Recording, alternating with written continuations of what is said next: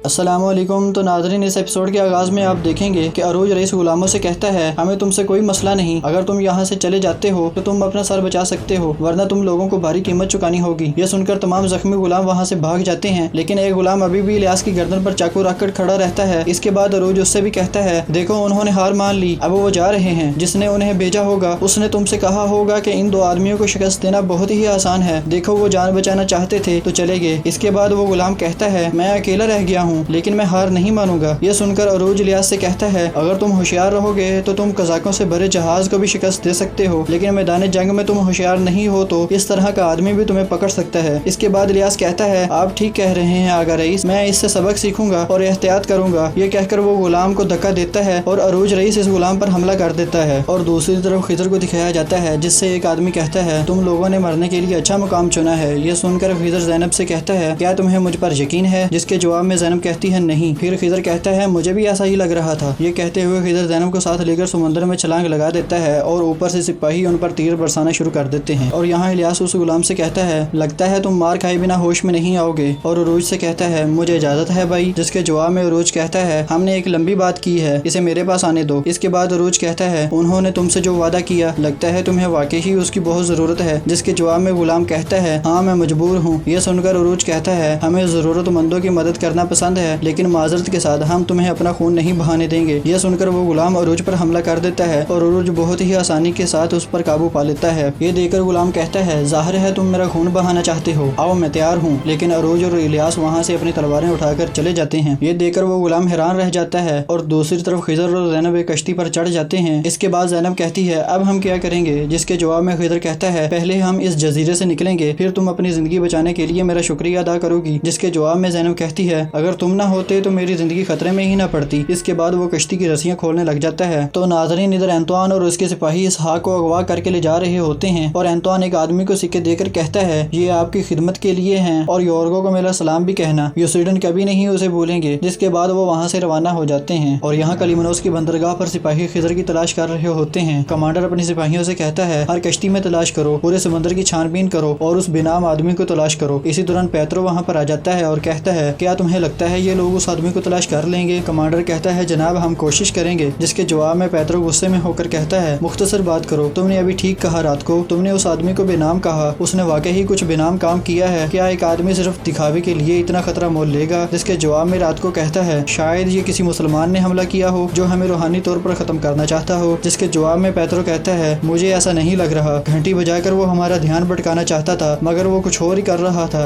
लेकिन क्या? यह सुनकर रात को कहता है, जनाब पेत्रो, कुछ आदमियों ने उसे शहजादे मुराद के पीछे जाते हुए देखा है। यह सुनकर पेत्रो कहता है, अगर ऐसा है तो मुराद को मेरे पास लेकर आओ, वो जरूर जानता होगा कि लोहार क्या चाहता था। और दूसरी तरफ ज़ैनब खिजर से कहती है, तुम कहाँ जा रहे हो? जिसके जवाब में खिजर कहता है, मैं अपने वतन जा रहा हूँ और मैं तुम्हें एक महफूज बंदरगाह पर छोड़ूंगा और फिर तुम वहाँ से जहाँ जाना चाहती हो वहाँ चली जाना। इसके बाद ज़ैनब कहती है, तुम जैसे कज़ाकों के होते हुए कौन महफूज है? जिसके जवाब में खिजर कहता है, मैं कज़ाक नहीं हूँ। फिर ज़ैनब कहती है, हाँ तुमने ठीक कहा, तुम कज़ाक नहीं हो, बल्कि तुम कज़ाकों के भी बादशाह हो। ये सुनकर खिजर गुस्से में कहता है, अगर तुम्हें कज़ाकों से इतनी ही नफरत है तो तुम कज़ाकों के घोंसलों में लेने ही क्या गई थी? जिसके जवाब में ज़ैनब कहती है, हम कुछ दोस्तों ने मिलकर सिकंदरिया में एक यतीम खाना कायम किया है और हम उन बच्चों की हिफाजत करते हैं जिनके खानदानों पर कज़ाकों ने हमला किया। उन्हीं बच्चों में से एक बीमार था और मैं उसी की दवाई लेने के लिए यहाँ आई थी। फिर खिजर उसे अपना नाम बताता है और उससे बातें करने लग जाता है। आखिर में ज़ैनब उसे कहती है, मेरा नाम ज़ैनब है, तुमसे मिलना मेरे लिए शर्फ की बात है, कज़ाक खिजर। और दूसरी तरफ शहजादा मुराद पेत्रो से कहता है कि उस लोहार ने मुझे मारने की कोशिश की, बज़ाहिर वो मेरे चचा का भेजा हुआ कातिल था। उसके बाद पेत्रो उससे पूछता है, क्या उसने कोई खास हरकत की या उसने कोई खास काम किया हो या उसने कोई खास बात की हो? जिसके जवाब में शहजादा मुराद कहता है, मेरे वालिद जैम सुल्तान का दिया हुआ हार मेरे गले में था, उसने मुझसे ले लिया। यह सुनकर पेत्रो परेशान हो जाता है और कहता है, उस हार की कोई अहमियत होगी? जिसके जवाब में मुराद कहता है, वो एक सादा हार था, उसकी क्या अहमियत होगी? लेकिन उसके दो हिस्से थे, जब वो खोला जाता था तो उसका दूसरा सिरा ऊपर आ जाता था, उसका सर मुड़ा हुआ था। इसकी बातें सुनकर पेत्रो एक नक्शा बनाता है और कहता है, क्या ऐसा था वो? जिसके जवाब में मुराद कहता है, हाँ तकरीबन ऐसा ही था। यह सुनकर पेत्रो और भी ज्यादा परेशान हो जाता है। इसके बाद मुराद वहाँ से चला जाता है। इसके बाद उसका कमांडर कहता है, हम उस गद्दार को ढूंढकर उसका सर कलम कर देंगे। यह सुनकर पेत्रो कहता है, उसे मारने से कुछ नहीं होगा, असल बात तो ये है कि उसे भेजा किसने, ताकि हम उस मुखालिफ जंगजू को पहचान सकें और हो सकता है इसके जरिए अपने सबसे बड़े दुश्मन तक पहुंच जाएं। फिर वो कमांडर को बाहर भेज देता है और इसके बाद वो अपने खास आदमी से कहता है, ये हार या तो मुकद्दस चीज हो सकता है और यहाँ फिर बहुत अहम ही चीज। और यहाँ खिजर उस हार को निकाल कर उसे देखने लग जाता है, जिसके बाद ज़ैनब पूछती है ये तुम्हारे हाथ में क्या है। ये सुनकर वो हार को छुपा देता है और कहता है जिस तरह तुम एक मासूम बच्चे के लिए यहाँ पर आई हो, वैसे ही मैं भी कुछ मासूम लोगों के लिए आया हूँ। जिसके बाद ज़ैनब कहती है ये सारा हंगामा तुमने इसलिए किया, इसके लिए तुमने बहुत से लोगों का खून बहा दिया। जिसके जवाब में खिजर कहता है मासूमों पर रहम करना चाहिए, जालिमों पर नहीं। खैर तुम मेरी बात नहीं समझोगी, आगे एक बंदरगाह है, मैं तुम्हें वहाँ पर रवाना कर दूंगा। और यहाँ अरूज और इलियास एक बाजार में जा रहे होते हैं। इलियास अरूज से कहता है आपने उन लोगों को छोड़कर अच्छा किया, अगर मैं भी होता तो यही करता। लेकिन उसी दौरान अरूज रईस कहते हैं लेकिन तुम्हें लगता है कि हमें उन्हें मारना चाहिए था, उनकी जुबान खुलवानी चाहिए थी, है ना। इसके जवाब में इलियास कहता है उससे हम पता लगा लेते कि ये काम किसका है। जिसके जवाब में अरूज रईस कहते हैं मैं तुम्हारी तरह नरम दिल नहीं हूँ इलियास, मेरा दिल पत्थर का है, तुम जानते हो मैंने उन पर तरस खाकर नहीं छोड़ा। हम पर जिन्होंने हमला किया वो गुलाम थे और अपनी आज़ादी के लिए लड़ रहे थे। बच्चा बच्चा जानता है कि हमारे लिए किसने जाल बिछाया। जिसके जवाब में इलियास कहता है तुम्हें लगता है कि वो जाफर है। जिसके जवाब में अरूज कहता है ये काम जाफर अकेला अपने तौर पर नहीं कर सकता, हमें पता लगाना होगा किसने उसकी मदद की। और दूसरी तरफ एंतवान ने इसहाक को एक पिंजरे में बंद किया होता है। इसहाक मुसलसल अपने भाइयों के नाम पुकार रहा होता है और वो बेहोशी की हालत में होता है। इसके बाद उसको पानी के अंदर डाल देते हैं। पानी के अंदर जाते ही इसहाक को होश आ जाती है, फिर वो उसे दोबारा बाहर निकाल लेते हैं। इसके बाद एंतवान इसहाक से कहता है तुम अपने लुटेरे भाइयों की तरह नहीं हो, तुम्हें समुद्र पसंद नहीं है, तुम जैनुमा के बेटों से छुपते हुए इस जजीरे में जिंदगी के मजे ले रहे हो, लेकिन तुम्हें समुद्र पसंद नहीं। ये भला क्या बात हुई। ये सब सुनकर इसहाक कहता है ये सब तुम्हें कैसे पता, तुम्हें कैसे पता कि मुझे समुद्र नहीं पसंद, तुमने मेरे बारे में इतनी मालूमात कहाँ से ली, किस गद्दार ने तुम्हारे साथ दिया। इसकी बातें सुनकर एंतवान हंसने लग जाता है और यहाँ जाफर सराय में जुआ खेल रहा होता है। इस दौरान उसका एक आदमी आकर कहता है मजदूर काम नहीं कर सके। यह सुनकर जाफर कहता है चंद दिनों के लिए मैं इधर नहीं होऊंगा और ये बात किसी को मत बताना। और जैसे ही वो सराय से बाहर निकलता है उसका सामना अरूज और इलियास से हो जाता है। अरूज उससे कहता है कि सराय में तो अभी रश हुआ है और तुम बिल्ली की तरह कहाँ भाग रहे हो। जिसके बाद इलियास अरूज से कहता है आगा इससे पूछेंगे ये किससे भाग रहा है, फिर हमें पता चलेगा। ये सुनकर जाफर कहता है मैं आपकी बात समझा नहीं, आप क्यों मुझसे सवाल जवाब कर रहे हैं। जिसके जवाब में अरूज कहता है आज जो कुछ भी हुआ मैं भुला दूंगा, लेकिन अगर ऐसा दोबारा हुआ तो मैं दोबारा सवाल जवाब नहीं करूंगा, सीधा सजा दूंगा। इसके बाद रात का वक्त हो जाता है। जाफर छुपता छुपाता कहीं जा रहा था और अरूज का खास आदमी उसका पीछा कर रहा था और जाफर किलिज बे के बेटे के पास आ जाता है। किलिज बे का बेटा उससे कहता है तुमने अपना दिमाग चलाया और तुम नाकाम हुए। जिसके जवाब में जाफर कहता है आपने कहा था अगर मैं नाकाम हो गया तो आप मेरा साथ देंगे। जिसके जवाब में किलिज बे का बेटा कहता है हाँ मैंने कहा था, लेकिन तुमने कहा था कि तुम उन्हें जख्मी करोगे, तुमने उनके खिलाफ तलवार उठाने की जरूरत कैसे की। जिसके जवाब में जाफर कहता है अगर इसका इख्तिताम अच्छा हुआ होता तो हमें कोई परेशानी नहीं होती, लेकिन मैंने कठपुतलियों का इंतजाम किया जो नाकाम रहे। वही मौजूद गुलाम फरोश कहता है मैंने इसे मजबूत आदमी दिए थे लेकिन आपका दुश्मन अच्छे तरीके से लड़ा। ये सुनकर किलिज बे का बेटा और गुस्से में आ जाता है और कहता है तुम नाकाम हुए जाफर और अब हमारे आदमियों का उनसे मुआवजा कर रहे हो, और इससे बढ़कर ये कि ये उनकी तारीफें कर रहा है। मैं समझ गया कि तुम लोग ये काम नहीं कर सकते। ये कहकर वो वहाँ से जाने लगता है तो जाफर कहता है तुम्हारे बाबा किलिज बे उनके पास गए हैं और अनकरीब वो तुम्हारी बेइज्जती करेंगे। इसके बाद किलिज बे का बेटा जाफर का गिरबान पकड़ लेता है और कहता है मैं सिर्फ अल्लाह से डरता हूँ, ये बात तुम समझ लो। इसके बाद वो कहता है कि मैं तुम्हें आखिरी मौका देता हूँ। इसके बाद ये कहकर वो वहाँ से चले जाता है। तो नाज़रीन यहाँ पर इस एपिसोड का इख्तिताम होता है। अगर आप लोगों को हमारी ये वीडियो अच्छी हो तो प्लीज़ लाइक करें और मेरे चैनल को सब्सक्राइब करें।